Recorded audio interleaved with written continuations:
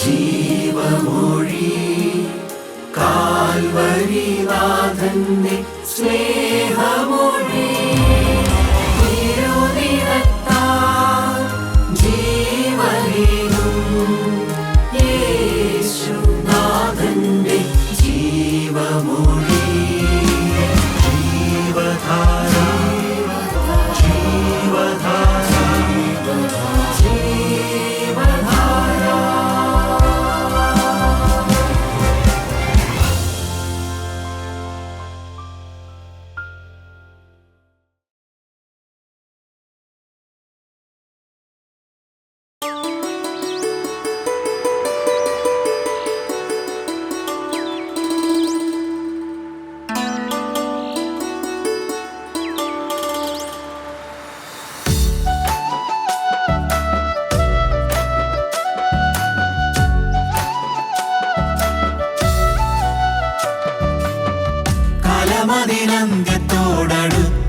കാലമതിനന്ത്യത്തോടടുത്തിരിക്കയാൽ കൺമതെല്ലാം മായ എന്നുറച്ചിടുന്നു ഞാൻ. കാലമതിനന്ത്യത്തോടടുത്തിരിക്കയാൽ കൺമതെല്ലാം മായ എന്നുറച്ചിടുന്നു ഞാൻ. കാന്തനെ വരവിനെത്ര താമസം വിധോ കത്തു പാരിതിൽ ഞാൻ പാർത്തിടുന്നവോ. കാന്തനെ വരവിനെത്ര താമസം വിധോ കത്തു പാരിതിൽ ഞാൻ പാർത്തിടുന്നവോ. കാലമതിനന്ത്യത്തോടടുത്തിരിക്കയാൽ കൺമതെല്ലാം മായ എന്നുറച്ചിടുന്നു ഞാൻ.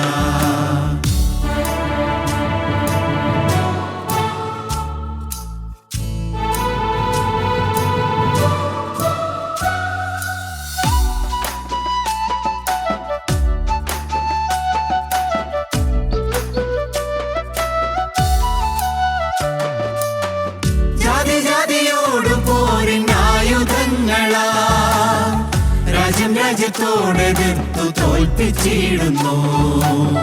ജാതിയോട് പോരിനായുധങ്ങളാ രാജ്യത്തോടെതിർത്തു തോൽപ്പിച്ചിടുന്നു. കാന്തനെ നിൻ വരവിനെത്ര കാത്തിടേണം ഞാൻ. കാന്തനെ നിൻ വരവിനെത്ര കാത്തിടേണം ഞാൻ. വന്നു കൺമനാശയേറി കാത്തിടുന്നു ഞാൻ. വന്നു കൺമനാശയേറി കാത്തിടുന്നു ഞാൻ. കാലമതിനന്ത്യത്തോടടുത്തിരിക്കയാൽ കൺമതെല്ലാം മായ എന്നുറച്ചിടുന്നു ഞാൻ.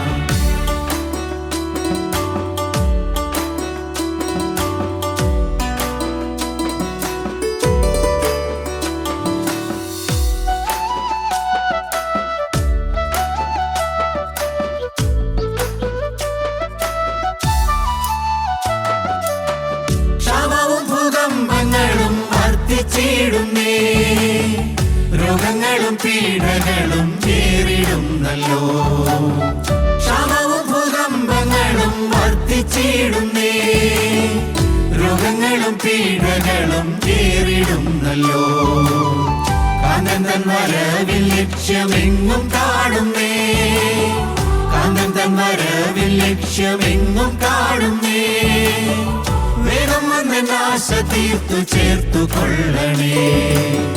വേഗം വന്ന് നാശ തീർത്തു ചേർത്തു കൊള്ളണേ. കാലമതിനന്ത്യത്തോടടുത്തിരിക്കയാൽ കൺമതെല്ലാം മായ എന്നുറച്ചിടുന്നു ഞാൻ.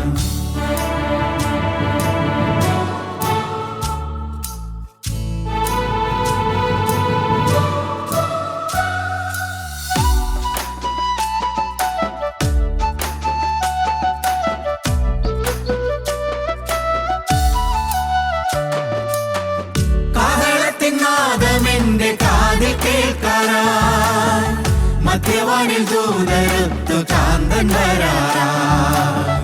കാഹളത്തിൻ നാദമെന്റെ കാതിൽ കേൾക്കാറാ. മധ്യവാനിൽ ദൂതരൊത്തു കാന്തൻ വരാറാ. കാത്തിരിക്കും ശുദ്ധരെ താൻ ചേർത്തു കൊള്ളാറാ. കാത്തിരിക്കും ശുദ്ധരെ താൻ ചേർത്തു കൊള്ളാറാ. ചെയ്യാറാ. തേജസ്സേറും പൊന്മുഖത്തെ മുത്തം ചെയ്യാറാ.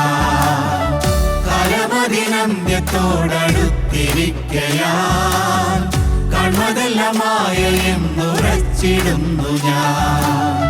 കാലമതിനന്ത്യത്തോടടുത്തിരിക്കയാൽ കൺമതെല്ലാം മായയെന്നുറച്ചിടുന്നു ഞാൻ. ദൈവ തിരുനാമത്തിന് മഹത്വം ഉണ്ടാകട്ടെ. യേശുക്രിസ്തുവിൻ്റെ തിരുവചനത്തിൻ്റെ കീഴിലായിരിക്കാൻ നമുക്ക് ഒരിക്കൽ കൂടി കർത്താവ് സാവകാശം തന്നു. ദൈവത്തെ നമുക്ക് സ്തുതിക്കാം, സ്തോത്രം ചെയ്യാം. ഓരോ ദിവസവും കർത്താവ് നമുക്ക് ഈ ഭൂമിയിൽ ആയുസ് നീട്ടിത്തന്ന് കർത്താവിൻ്റെ വചനം കേൾക്കുവാനും നമ്മെ തന്നെ തിരിച്ചറിയുവാനും നമ്മുടെ കുറവുകളിലേക്ക് നോക്കുവാനും പരിശുദ്ധാത്മാവിൻ്റെ വെളിച്ചം തന്ന് നമ്മെ നടത്തിക്കൊണ്ടിരിക്കുന്നു. നമ്മെ നിത്യതയോളം എത്തുവാൻ തക്കവണ്ണം കരം പിടിച്ച് നടത്തുന്ന ആ കർത്താവിൻ്റെ കൃപയിൽ നമുക്ക് ആശ്രയിക്കാം. അല്പസമയത്തെ ചിന്തയ്ക്കായിട്ട് നമുക്ക് ഗലാത്യർക്കെഴുതിയ ലേഖനം 6-ാം അധ്യായത്തിൻ്റെ 1-ാമത്തെ വാക്യം. സഹോദരന്മാരെ, ഒരു മനുഷ്യൻ വല്ല തെറ്റിലും അകപ്പെട്ടു പോയെങ്കിൽ ആത്മീകരായ നിങ്ങൾ അങ്ങനെയുള്ളവനെ സൗമ്യതയുടെ ആത്മാവിൽ യഥാസ്ഥാനപ്പെടുത്തുവീൻ. നീയും പരീക്ഷയിൽ അകപ്പെടാതിരിപ്പാൻ സൂക്ഷിച്ചു കൊള്ളുക. ഒരു ഉപദേശവും ഒരു മുന്നറിയിപ്പുമാണ് അവിടെ പരിശുദ്ധാത്മാവ് നമുക്ക് തന്നിരിക്കുന്നത്. സഹോദരന്മാരെ, ഒരു മനുഷ്യൻ വല്ല തെറ്റിലും അകപ്പെട്ടു പോയെങ്കിൽ ആത്മീയരായ നിങ്ങൾ അങ്ങനെയുള്ളവനെ സൗമ്യതയുടെ ആത്മാവിൽ യഥാസ്ഥാനപ്പെടുത്തുകയും. അതിനോട് ചേർത്ത് രേഖപ്പെടുത്തി വെച്ചിരിക്കുകയാണ്, നീയും പരീക്ഷയിൽ അകപ്പെടാതിരിപ്പാൻ സൂക്ഷിച്ചു കൊള്ളുകയും. ഈ ഭൂമിയിൽ ജീവിക്കുമ്പോൾ ഒരു ദൈവവേദലിന് വീഴ്ച വരാൻ സാധ്യതയുണ്ട് എന്ന് അവിടെ നമ്മെ ഓർപ്പിക്കുകയാണ്. പ്രത്യേകം എടുത്ത് പറയുകയാണ്, നീയും പരീക്ഷയിൽ അകപ്പെടാതിരിപ്പാൻ സൂക്ഷിച്ചു കൊള്ളുവീനെന്ന്. ക്രിസ്തീയ ജീവിതം വളരെ കരുതലുള്ള ജീവിതമായിരിക്കണം. പ്രിയപ്പെട്ടവരെ, വളരെ കരുതലോടും ശ്രദ്ധയോടും കൂടി നാം മുമ്പോട്ട് പോകേണ്ടതാണ്. കാരണം ജീവിത വസ്ത്രത്തിൽ ഒരു മുഷിവ് വരാതെ, ഒരു കറ പറ്റാതെ, കുഞ്ഞാടിൻ്റെ രക്തത്തിൽ നമുക്ക് അലക്കി തന്നിരിക്കുന്ന ആ അങ്കി ഒരിക്കലും മുഷിഞ്ഞു പോകരുതെന്നുള്ള ആ ഒരു നിർബന്ധവും നിഷ്ഠയും നമ്മുടെ ജീവിതത്തിൽ എപ്പോഴും ഉണ്ടായിരിക്കണമെന്ന്. എന്നാൽ പരിശുദ്ധാത്മാവോട് രേഖപ്പെടുത്തി വെച്ചിരിക്കുകയാണ്, ഒരു മനുഷ്യൻ വല്ല തെറ്റിലും അകപ്പെട്ടു പോയെങ്കിൽ, അകപ്പെട്ടു പോകാൻ സാധ്യതയുള്ളതാണ് ഈ ലോകം. ദൈവമക്കളെ, ഒരു മനുഷ്യന് തെറ്റുപറ്റാവുന്ന ലോകത്താണ് നാം ജീവിക്കുന്നത്. എത്ര ഉയർന്ന ആത്മീയ നിലവാരമുള്ളവർക്കും തെറ്റുപറ്റാവുന്ന പൊൻകാല ചരിത്രങ്ങൾ നാം പഠിക്കുമ്പോൾ അനേക ഭക്തന്മാർ, ബലശാലികൾ, വീരന്മാർ പട്ടുപോയ, വീണുപോയ, തകർന്നുപോയ ഒരു പാതയാണ് ക്രിസ്തീയ ഓട്ടക്കളം എന്നുള്ളത്. കർത്താവ് കൃപയാൽ നമ്മെ ഈ കാലം അത്രയും നിർത്തി കൃപയാൽ നമ്മെ നടത്തിക്കൊണ്ടിരിക്കുന്നത്. ഒരു മനുഷ്യൻ വല്ല തെറ്റിലും അകപ്പെട്ടു പോയെങ്കിൽ ആത്മീയരായി നിങ്ങൾ അങ്ങനെയുള്ളവനെ സൗമ്യതയുടെ ആത്മാവിൽ യഥാസ്ഥാനപ്പെടുത്തുകയും. പ്രിയപ്പെട്ട, ഈ തിരുവചനം മനുഷ്യനെ എപ്പോഴും ഓർപ്പിക്കുന്നതും തിരുവചനം നമുക്ക് തരുന്ന ഒരു ആശ്വാസ സന്ദേശമാണിത്.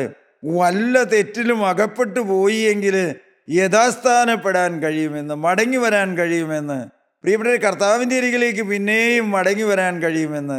വല്ല തെറ്റിലും അകപ്പെട്ടു പോയെങ്കിൽ ആത്മീയരായി നിങ്ങൾ അങ്ങനെയുള്ളവനെ സൗമ്യതയുടെ ആത്മാവിൽ യഥാസ്ഥാനപ്പെടുത്തുകയും. ഈ വേദഭാഗം നാം വായിക്കുമ്പോൾ അറിയാം, തെറ്റുപറ്റാവുന്ന ലോകത്താണ് നാം ജീവിക്കുന്നത്. അതുകൊണ്ട് നമ്മുടെ കരുണയുള്ള കർത്താവ് പ്രാർത്ഥിച്ചു, എന്ത്?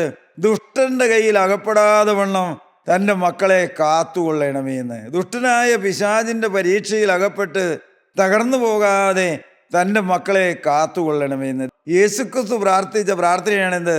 ഈ മക്കളെ ദുഷ്ടനായ പിശാചിൻ്റെ കയ്യിൽ അകപ്പെട്ടു പോകാതെ, പരീക്ഷയിൽ അവർ കുടുങ്ങിപ്പോകാതെ, ദൈവമേ, പിതാവേ, അവരെ കാത്തുകൊള്ളണമേ എന്ന്. ആ പ്രാർത്ഥനയിൽ നിന്ന് കൂടുതൽ വ്യക്തമാണെന്ത്? തെറ്റുപറ്റാൻ സാധ്യതയുള്ള ലോകത്താണ്, വീണുപോകാൻ ഇടയുള്ള ലോകത്താണ് ഓരോ ദൈവമക്കളും ജീവിക്കുന്നതെന്ന് അപ്പോസ്തലനായ യോഹന്നാൻ എഴുതിയ 1-ാമത്തെ ലേഖനം 5-ാം അധ്യായത്തിൻ്റെ 18-ാമത്തെ വാക്യത്തിൽ ഇവിടെ രേഖപ്പെടുത്തി വെച്ചിട്ടുണ്ട്, ദൈവത്തിൽ നിന്ന് ജനിച്ചവൻ ആരും പാപം ചെയ്യുന്നില്ല, അവൻ തന്നെത്താൻ സൂക്ഷിക്കുന്നുവെന്ന്, ദുഷ്ടൻ അവനെ തൊടുന്നതുമില്ല. ദൈവമക്കളെ കുറിച്ച് അവിടെ രേഖപ്പെടുത്തിയത്, ദൈവത്തിൽ നിന്ന് ജനിച്ചവൻ ആരും പാപം ചെയ്യുന്നില്ല, അവൻ തന്നെത്താൻ സൂക്ഷിക്കുന്നു, ദുഷ്ടൻ അവനെ തൊടുന്നതുമില്ല. ദൈവത്തിൽ നിന്ന് ജനിച്ചവൻ, ദൈവമക്കള്, പരിശുദ്ധാത്മാവിൽ വീണ്ടും ജന്മം പ്രാപിച്ച ദൈവമക്കള്, അവർ തങ്ങളെ തന്നെ സൂക്ഷിക്കുന്നവരാണ്. എങ്ങനെയാണ് സൂക്ഷിക്കുന്നത്? ഇവിടെ കളങ്കം പറ്റാതെ, തെറ്റുപറ്റാതെ, ദൈവം വേദനിക്കുന്ന ഒന്നും ജീവിതത്തിൽ വരരുതെന്നുള്ള ആ ഒരു തീരുമാനവും നിഷ്ഠയും അവരുടെ ജീവിതത്തിൽ എപ്പോഴും ഉണ്ടായിരിക്കുമെന്ന്. ദുഷ്ടൻ അവരെ തൊടുന്നതുമില്ല. അങ്ങനെ ദൈവത്തോടുകൂടെ ജീവിക്കുന്ന, തെറ്റുപറ്റാതെ ജീവിക്കണമെന്ന് ദാഹത്തോടെ കർത്താവിൻ്റെ കൃപയിൽ ആശ്രയിച്ച് ജീവിക്കുന്നുവെങ്കിൽ ദുഷ്ടനായ പിശാച് അവരെ തൊടുന്നതുമില്ല എന്ന്. പ്രിയപ്പെട്ടവരെ, തെറ്റുപറ്റാവുന്ന സാഹചര്യത്തിലാണ് നാം ജീവിക്കുന്നത്. നമുക്കറിയാം, പഴയ നിയമത്തിൽ യൗസേപ്പിൻ്റെ ജീവിതത്തിലേക്ക് നോക്കുമ്പോൾ യൗസേപ്പിൻ്റെ ജീവിതത്തിൽ കഠിനമേറിയ ചോദനകൾ കടന്നു വന്നു. ഒരു മനുഷ്യന് താങ്ങാവുന്നതിലധികമായ പരീക്ഷകൾ അല്ലെങ്കിൽ പരിശോധനകൾ, വീണുപോകാവുന്ന സാഹചര്യങ്ങളെല്ലാം യൗസേപ്പിൻ്റെ ജീവിതത്തിൽ കടന്നു വന്നുവെന്ന് നാം തിരുവചനത്തിൽ വായിക്കുന്നുണ്ട്. യുവകോമളനായ യൗവനക്കാരനായ യൗസേപ്പിൻ്റെ മുമ്പിൽ പൊത്തിഫേറിൻ്റെ സുന്ദരിയായ ഭാര്യ പാപത്തിലേക്ക് അവനെ വലിച്ചിഴയ്ക്കുവാൻ വളരെയേറെ പരിശ്രമിച്ചു എന്ന് നാം വായിക്കുന്നുണ്ട്. പ്രിയപ്പെട്ടവനെ, ആരുമില്ലാത്ത സാഹചര്യത്തിൽ അവൾ തന്നെ പറയുന്നുണ്ട് ആരുമില്ല എന്ന്.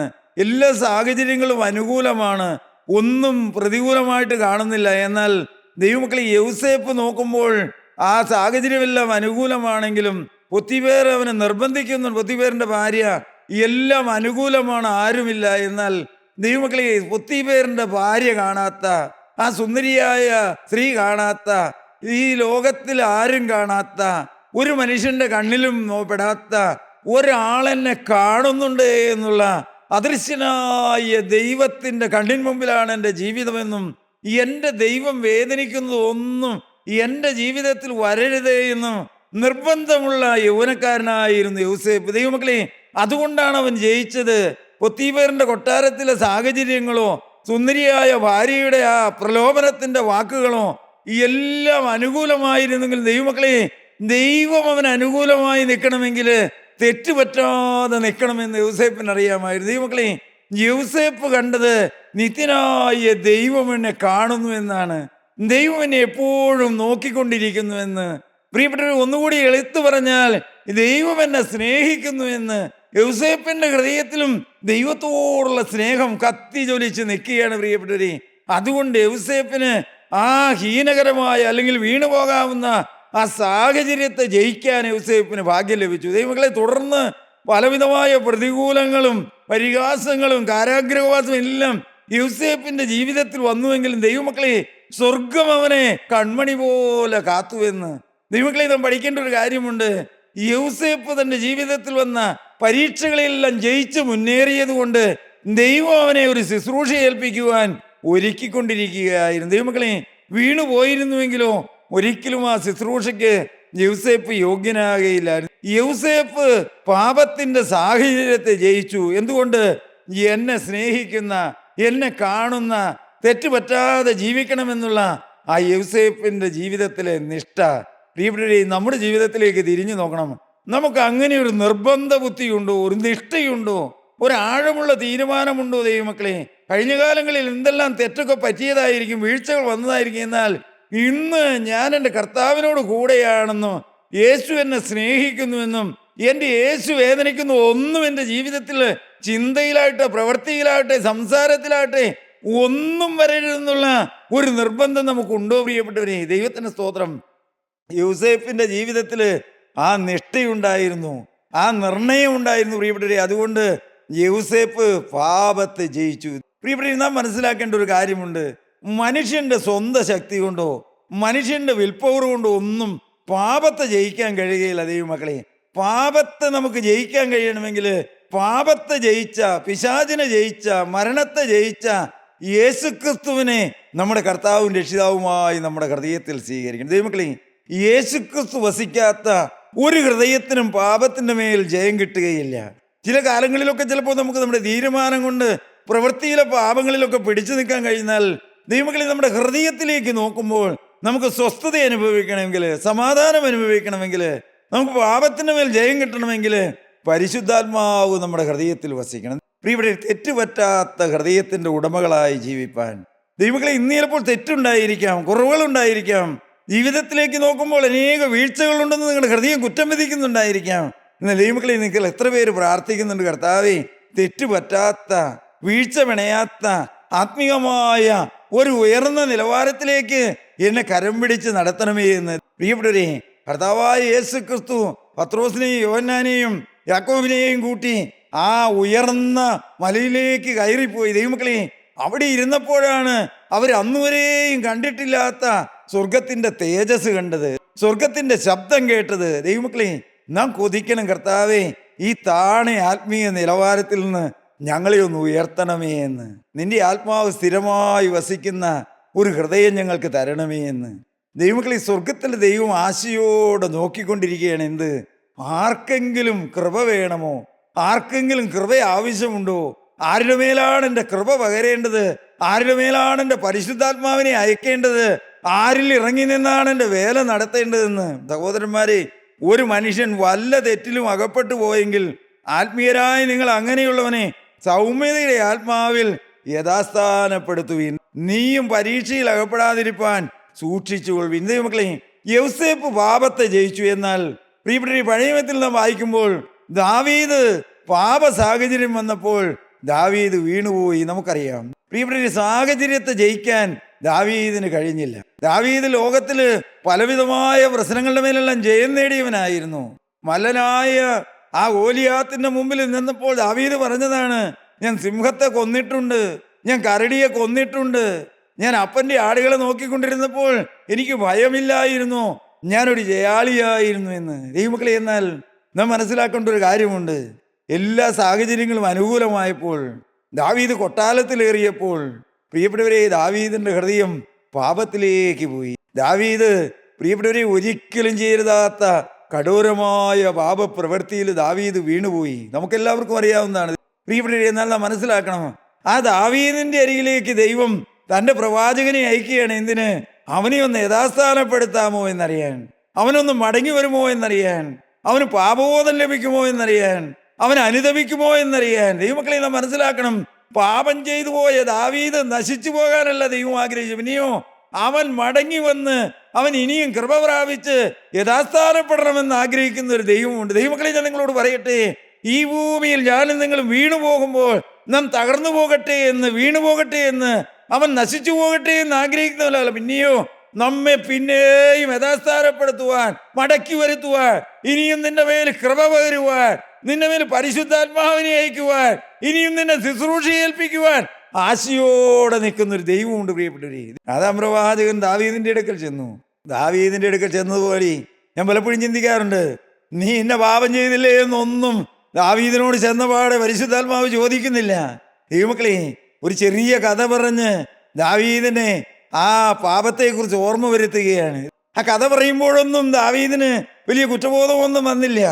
100 ആടുണ്ടായിരുന്ന മനുഷ്യൻ ഒറ്റയാട് മാത്രമുള്ള ആ ദരിദ്രന്റെ ആട്ടിൻകുട്ടിയെ പിടിച്ചു എന്ന് പരിശുദ്ധാത്മാവ് പറയുമ്പോൾ ദാവീദിന്റെ ഉള്ളില് രോഷമാണ് ഉണർന്നത്. ദാവീദ് ചോദിച്ചു, അത് ഞാൻ ഭരിക്കുന്ന ഈ രാജ്യത്ത് തന്നെയാണോ അങ്ങനെ നടന്നത്? അതൊരിക്കലും പാടില്ല എന്ന് ദാവീദിന്റെ ആ ധാർമ്മികത ഉണർന്നപ്പോൾ ആ തക്കം ഉപയോഗിച്ച് പരിശുദ്ധാത്മാവ് രാജാവിന്റെ മുഖത്തേക്ക് വിരൽ ചൂണ്ടി ആദാം പ്രവാചകൻ പറഞ്ഞു, രാജാവേ, ആ മനുഷ്യൻ നീ തന്നെയാണെന്ന്. ദൈവമക്കളെ, എൻ്റെ ദൈവത്തിന്റെ സ്നേഹം ഒരു വിടവ് ദാവീദിന്റെ ഹൃദയത്തിലുണ്ടായപ്പോൾ പരിശുദ്ധാത്മാവ് ദാവീദിനോട് കർശനമായി ഇടപെട്ടു. മുഖദാക്ഷിണ്യമില്ലാതെ സംസാരിച്ചു, മുഖം നോക്കാതെ ഇടപെട്ടു. പ്രിയപ്പെട്ടവരെ, അധികാരം നോക്കാതെ സംസാരിച്ചു, ആ മനുഷ്യൻ നീ തന്നെയാണെന്ന്. ദൈവമക്കളെ, അതാണ് പരിശുദ്ധാത്മാവിൻ്റെ സ്നേഹം. അതാണ് ദൈവമക്കളെ യഥാസ്ഥാനപ്പെടുത്തുന്ന പരിശുദ്ധാത്മാവിൻ്റെ കൃപ. ദൈവമക്കളെ, നാം മനസ്സിലാക്കേണ്ട ഒരു കാര്യമുണ്ട്. ദാവീദ് രാജാവാണെങ്കിലും അവൻ എളിമപ്പെട്ടു. ദാവീദിന് അധികാരമുണ്ടെങ്കിലും അവൻ തന്നെത്താൻ താഴ്ത്തി. അയ്യോ, ഞാൻ യഹോവയോട് പാപം ചെയ്തു പോയി എന്ന് ദാവീദിനെ സ്വർഗത്തിലെ ദൈവം യഥാസ്ഥാനപ്പെടുത്തി. ഞാൻ പലപ്പോഴും പഴയ നിയമത്തിൽ വായിക്കുമ്പോൾ ചിന്തിക്കാറുണ്ട്, ദൈവമക്കളെ, ദാവീദിന് എന്തെല്ലാം പാപം വന്നു പോയെങ്കിൽ എന്താ? അതൊന്നും നല്ലതാണെന്നല്ല ദൈവമക്കളെ, എന്നാൽ അതൊന്നും കണക്കിടാത്ത കാൽവറിയിലെ സ്നേഹം. എൻ്റെ ദൈവത്തിന് സ്തോത്രം. പുതിയ നിയമത്തിലേക്ക് വരുമ്പോൾ ദാവീദിനെക്കുറിച്ച് പുതിയ നിയമത്തിൽ പരിശുദ്ധാത്മാവ് സാക്ഷ്യപ്പെടുത്തി എഴുതി വെച്ചിട്ടുണ്ട്. ഈശായുടെ പുത്രനായ ദാവീദിനെ എനിക്ക് ബോധിച്ച പുരുഷനായി കണ്ടിരിക്കുന്നു എന്ന്. എൻ്റെ ദൈവത്തിന് സ്തോത്രം. ദൈവമക്കളെ, പാപം ചെയ്തതൊന്നും ദൈവത്തിന് ഇഷ്ടമായിരുന്നില്ല. ബേർശേബയോടുകൂടെ ജീവിച്ചതൊന്നും ദൈവത്തിന് ഇഷ്ടമായിരുന്നില്ല. ഊരിയാവിനെ കൊന്നതൊന്നും എൻ്റെ ദൈവത്തിന് ഇഷ്ടമായിരുന്നില്ല. എന്നാൽ ദൈവമക്കളെ, അതെല്ലാം ദാവീദിന് ക്ഷമിച്ചു കൊടുത്തു. അതെല്ലാം കഴുകി കിട്ടി. എൻ്റെ ദൈവമക്കളെ, ഞാൻ നിങ്ങളോട് പറയട്ടെ, എല്ലാം ക്ഷമിക്കുന്ന, എല്ലാം കഴുകി തരുന്ന നമ്മെ യഥാസ്ഥാനപ്പെടുത്തുന്ന, നമ്മെ പഴയതിലേക്ക് കരം പിടിച്ച് നടത്തുന്ന ഒരു ദൈവം ജീവിക്കുന്നുണ്ട്. ദൈവമക്കളെ, വീണുപോയവരെ തേടി വരുന്ന കാൽവറിയിലെ സ്നേഹം. ഈ തിരുവചനം കേൾക്കുന്ന നിങ്ങളാരെങ്കിലും വീണുപോയ അനുഭവത്തിലാണോ? പിന്മാറ്റത്തിലാണോ? ഏതെങ്കിലും പാപത്തിൽ അകപ്പെട്ടു പോയിരിക്കുകയാണോ? ഇനി എനിക്ക് കരയേറ്റമുണ്ടോ? ഇനി എനിക്ക് മോചനമുണ്ടോ? ഇനി എനിക്ക് ആത്മീയോ ഭാവിയുണ്ടോ എന്ന് നിരാശപ്പെട്ടും നെടുവീർപ്പെട്ടും ഇരിക്കുന്ന യൗവനക്കാരാ, ഇന്ന് എൻ്റെ യേശുവിൻ്റെ സ്നേഹം നിന്നെ ഓർപ്പിക്കുകയാണ്. മകനെ, നീ വീണ പാപത്തിലേക്ക് നോക്കി നിരാശപ്പെട്ടിരിക്കണ്ട. നിനക്ക് വേണ്ടി ഗോകുൽത്തായിൽ ഉയർത്തപ്പെട്ട ആ കുരിശിലേക്ക് നോക്കി മകനെ നീ എഴുന്നേറ്റ് വരിക എന്ന്. ചതഞ്ഞയോടെ ഒടിച്ചു കളയാത്ത, പുകയുന്നതിന് കെടുത്തി കളയാത്ത ആ നല്ലവനായ ക്രിസ്തുവിൻ്റെ സ്നേഹം നമ്മളെ മാടി വിളിക്കുകയാണ്. ദൈവമക്കളെ, ദാവീദിനെ ദൈവം യഥാസ്ഥാനപ്പെടുത്തി. ദാവീദിന്റെ കുറവുകളെല്ലാം ദൈവം ക്ഷമിച്ചു കൊടുത്തു. ദൈവമക്കളെ, നാം ഇതൊക്കെ ഇടയ്ക്കിടയ്ക്ക് ധ്യാനിക്കണം. വീണുപോയവർ യഥാസ്ഥാനപ്പെട്ടത്, ദൈവം സ്നേഹിച്ച അധപ്പതിച്ച ജീവിതം നയിച്ചവര്. പ്രിയപ്പെട്ടവരെ, നമ്മുടെ ക്ഷീണങ്ങളൊക്കെ മാറും, നമ്മുടെ വാട്ടങ്ങളൊക്കെ മാറും. നാം ഒരിക്കലും കുനിഞ്ഞിരിക്കേണ്ടവരല്ല. ദൈവമക്കളെ, കുറവുകളിലേക്ക് നോക്കി നാം എത്ര കാലം ഇരുന്നാലും നമുക്ക് എഴുന്നേക്കാൻ കഴിയുകയില്ല. നാം കുറവ് തീർക്കുന്ന കുരിശിലേക്ക് നോക്കണം. എൻ്റെ കർത്താവിന് സ്തോത്രം. യൂദായുടെ ലേഖനം 24-ാമത്തെ വാക്യം നമുക്ക് വായിക്കാം. വീഴാതെ വണ്ണം നിങ്ങളെ സൂക്ഷിച്ച്. പ്രിയപ്പെട്ടവരെ, അവിടെ യൂദാസ്ലീഹ രേഖപ്പെടുത്തി വെച്ചിരിക്കുകയാണ്, വീഴാതെ വണ്ണം നിങ്ങളെ സൂക്ഷിച്ച്. പ്രിയപ്പെട്ടവരെ, വീണു പോകാതെ വീഴാതെ വണ്ണം നിങ്ങളെ സൂക്ഷിച്ച് വായിച്ചോ. തന്റെ മഹിമാസന്നിധിയിൽ, തന്റെ ദൈവത്തിന്റെ മഹിമാസന്നിധിയില് കളങ്കമില്ലാത്തവരായി ആനന്ദത്തോടെ നിർത്തുവാൻ ശക്തിയുള്ളവന്. ആനന്ദത്തോടെ നിർത്തുവാൻ ശക്തിയുള്ളവന്. പ്രിയപ്പെട്ടവരെ, നമ്മുടെ ദൈവം ആരാണ്? നമ്മെ വീഴാതെ സൂക്ഷിക്കുവാൻ കഴിവുള്ളവനാണ്. നമ്മെ ഒരു നാള് നിത്യതയിൽ ദൈവസന്നിധിയിൽ ആനന്ദത്തോടെ നിർത്തുവാൻ കഴിവുള്ളവനാണെന്ന്. ഞാൻ വീണുപോകുമോ എന്ന് നാം ഒരിക്കലും ഭയപ്പെട്ട് പ്രിയപ്പെട്ടവരെ മുമ്പോട്ട് പോകേണ്ടവരല്ല. എഫേസ്യർക്ക് എഴുതിയ ലേഖനം 5-ാമത്തെ 18-ാമത്തെ വാക്യം നമുക്ക് വായിച്ചേക്കാം. വീഞ്ഞു കുടിച്ച് മത്തരാകരുത്, അതിനാൽ ദുർനടപ്പുണ്ടാകുമല്ലോ. പ്രിയപ്പെട്ടവരെ, മനുഷ്യന് പറ്റാവുന്ന വീഴ്ചയാണിത്. വീഞ്ഞു കുടിച്ച് മത്തരാകരുത്, അതിനാൽ ദുർനടപ്പുണ്ടാകുമല്ലോ. പ്രിയപ്പെട്ടവരെ, മദ്യപാനത്തിന്റെ സ്വാധീനത്തിൽ അനേക വർഷങ്ങൾ ജീവിച്ച് അതിൽ പെട്ടുപോയ, ഊരാക്കുടുക്കിൽ പെട്ടുപോയ അനേക ദൈവമക്കൾ കൂട്ടായ്മയിൽ വന്ന് മദ്യപാനം നിർത്തി ദൈവവചനത്തോട് ചേർന്ന്. എന്നാൽ പ്രിയപ്പെട്ടവരെ, കാലങ്ങൾ കഴിയുമ്പോൾ ചുരുക്കം ചിലര് പിന്മാറ്റത്തിലേക്ക് പോകുമ്പോൾ അവർ പിന്നെയും ആ പാപത്തിൽ വീണുപോവുകയാണ്. ദൈവമക്കളെ, സ്വാഭാവികമായും ഒരു മദ്യപാനത്തിലേക്ക് പിന്നെ പോയാൽ അവർക്ക് മടങ്ങി വരാൻ, അല്ലെങ്കിൽ പിന്നെ കൂട്ടായ്മയ്ക്ക് വരാൻ അവരുടെ ഉള്ളില് വലിയൊരു മടിയുണ്ട്, ഒരു പിന്മാറ്റ ചിന്ത അവരുടെ ഉള്ളിലുണ്ട്. ദൈവമക്കളെ, ദൈവത്തിന്റെ സ്തോത്രം. ഞാൻ നിങ്ങളോട് പറയട്ടെ, അങ്ങനെയുള്ളവരുടെ അരികിലേക്ക് കടന്നു എന്ന് സഹോദര, ഇനിയും നിന്നെ യേശു സ്നേഹിക്കുന്നുണ്ട് എന്ന്, യേശു നിനക്ക് ഇനിയും ജയം തരുമെന്ന്, നീ നിരാശപ്പെടണ്ട എന്ന്. പ്രിയപ്പെട്ടവരെ, അവരെ നമുക്ക് സ്നേഹത്തോടെ ചേർത്ത് നിർത്താൻ കഴിയണമെന്ന് 1 തീമോഥെയോസ് 4:16 വായിച്ചു. നിന്നെ തന്നെയും ഉപദേശത്തെയും സൂക്ഷിച്ചുകൊള്ളുക. അപ്പോസ്തലനായ പൗലോസ് തീമോഥെയോസിനോട് പറയുന്നത്, നിന്നെ തന്നെയും നിന്റെ ഉപദേശത്തെയും സൂക്ഷിച്ചുകൊള്ളുക, ഇതിൽ ഉറച്ചു നിൽക്കുക. അങ്ങനെ ചെയ്താൽ നീ നിന്നെയും നിന്റെ പ്രസംഗം കേൾക്കുന്നവരെയും രക്ഷിക്കും. അങ്ങനെ ചെയ്താൽ നീ നിന്റെ ഉപദേശത്തെ സൂക്ഷിക്കണം, നീ നിന്നിൽ തന്നെ ഉറച്ചു നിൽക്കണം. നിന്റെ ഉപദേശത്തെയും പ്രസംഗത്തെയും നീ സൂക്ഷിച്ചാല് നിന്റെ പ്രസംഗം കേൾക്കുന്നവരെയും നിന്നെ തന്നെയും രക്ഷിക്കുമെന്ന്. നാം ദൈവവചനത്തിലും ഉപദേശങ്ങളിലും ഉറച്ചു നിൽക്കുന്നവരായിരിക്കണം. പ്രിയപ്പെട്ടവരെ, നാം തെറ്റിലകപ്പെടാതെ സൂക്ഷിച്ച് ജീവിക്കേണ്ട ജീവിതമാണ്. നാം ഓരോരുത്തരും ചിന്തിച്ചു നോക്കണം, നാം സൂക്ഷ്മതയുള്ളവരാണോ, കരുതലുള്ളവരാണോ? 2 തെസ്സലോനിക്കർക്ക് എഴുതിയ ലേഖനം 2-ാമത്തെ 15-ാമത്തെ വാക്യം നമുക്ക് വായിക്കാം. ആകയാൽ സഹോദരന്മാരെ, നിങ്ങൾ ഉറച്ചു നിന്ന് ഞങ്ങൾ വാക്കിനാലോ ഞങ്ങൾ വാക്കിനാലോ ലേഖനത്താലോ ഉപദേശിച്ചു തന്ന പ്രമാണങ്ങളെ മുറുകെ പിടിച്ചുകൊള്ളുവീൻ. പ്രിയപ്പെട്ടവരെ, അപ്പോസ്തലൻ പറയുകയാണ്, ഞങ്ങൾ വാക്കിനാലോ ലേഖനങ്ങളാലോ ഉപദേശത്താലോ തന്ന പ്രമാണങ്ങളെ മുറുകെ പിടിച്ചുകൊള്ളുവീനെന്ന്. നമുക്കൊരു പ്രമാണമുണ്ട്. ഏതാണ് പ്രിയപ്പെട്ടവരെ ആ പ്രമാണം? അത് ഈ ലോകത്തിന്റെ ഏതെങ്കിലും പ്രമാണമാണോ? ലോകത്തിന്റെ ഏതെങ്കിലും നിയമ സംഹിതകളാണോ? ഇല്ല. അപ്പോസ്തലൻ പറയുകയാണ്, പരിശുദ്ധാത്മാവിൽ ഞങ്ങൾ നിങ്ങൾക്ക് ഉപദേശിച്ചു തന്ന ഉപദേശങ്ങള്, ലേഖനങ്ങള് ഞങ്ങളുടെ പ്രസംഗങ്ങൾ അതെല്ലാമാണ് ഒരു വിശ്വാസിയുടെ പ്രമാണമെന്ന് ദൈവമക്കളെ ഇന്ന് മനസ്സിലാക്കണം. എൻ്റെയും നിങ്ങളുടെയും ആത്മീയ ജീവിതത്തിൻ്റെ മുമ്പോട്ടുള്ള ഗമനത്തിൻ്റെ പ്രമാണം ഈ തിരുവചനമാണ് പ്രിയപ്പെട്ടവരെ. ഈ തിരുവചനത്തിൽ അധിഷ്ഠിതമായി മുമ്പോട്ട് പോകാൻ നമുക്ക് കഴിയണം. വചനത്തെ മുറുകെ പിടിക്കാൻ കഴിയണം. കുരിശിൻ്റെ ഉപദേശങ്ങളെ മുറുകെ പിടിക്കാൻ കഴിയണം. നാം നമ്മുടെ ജീവിതത്തിലേക്ക് നോക്കണം. നമുക്ക് വചനത്തിൽ ഉറപ്പുണ്ടോ? വചനത്തിൽ വിശ്വാസമുണ്ടോ? വചനത്തിൽ നാം വടിയുറച്ചാണോ നിൽക്കുന്നത്?